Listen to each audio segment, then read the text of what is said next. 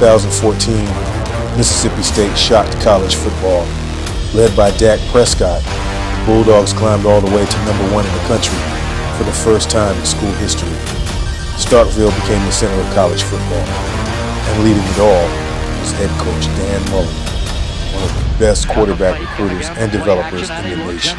Mississippi State had become a destination for talented quarterbacks. Most schools struggled to find one SEC caliber quarterback.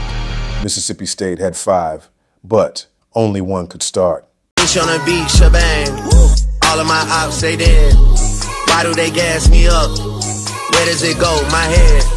How much I got? A lot. Don't leave again, I won't. Thinking and trying me do like Bryson. The 2015 season wasn't just another year for Mississippi State. Expectations were massive. The Bulldogs were coming off the greatest season in school history. For the first time ever, Mississippi State wasn't chasing attention. They were the attention. The SEC was loaded. Alabama, LSU, Auburn, Ole Miss, and Mississippi State believed they belonged with every single one of them. At the center of it all was Dak Prescott. By 2015, Dak had become more than just a quarterback.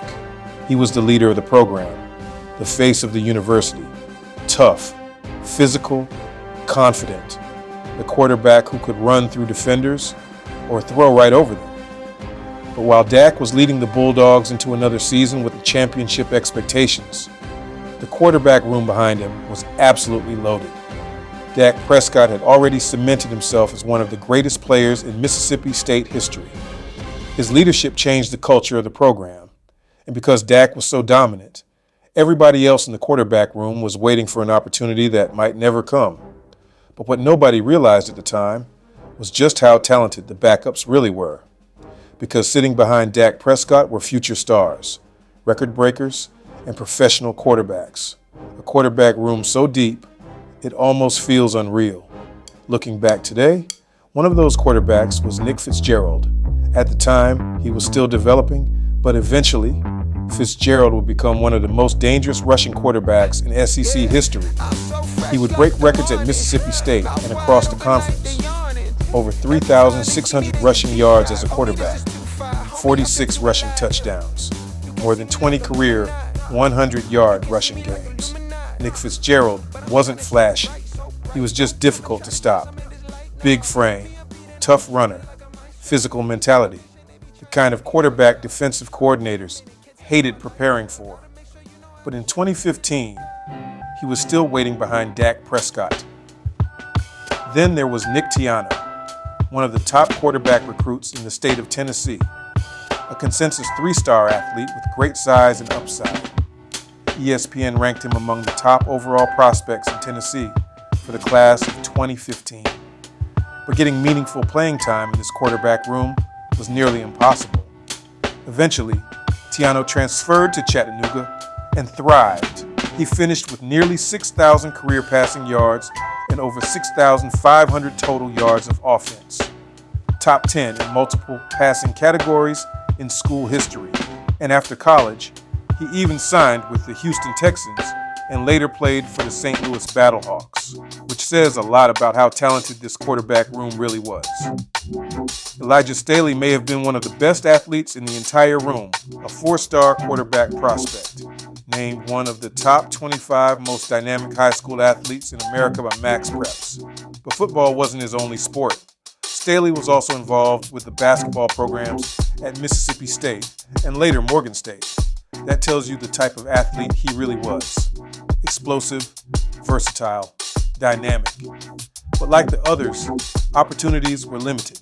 Eventually, Staley transferred to Morgan State, where he built a strong football career and showed flashes of the talent many believed he always had. In another situation, at another school, Elijah Staley probably starts, but not here. Not in 2015. And then there was Damian Williams, a highly regarded dual-threat quarterback from Louisiana. Williams led Archbishop Rummel to a perfect 14-0 record and the first football state championship in school history. The talent was undeniable. In fact, he became the first true freshman quarterback to start a game for Mississippi State since 2007. That alone showed how much belief the coaching staff had in him. But once again, the quarterback room was simply too crowded. Williams later transferred to Texas State, where he had a successful career. Another quarterback who eventually proved he could play at a high level. Looking back now, this quarterback room almost doesn't make sense. You had Dak Prescott, an SEC record breaker in Nick Fitzgerald, elite recruits, future starters, professional football experience, championship backgrounds.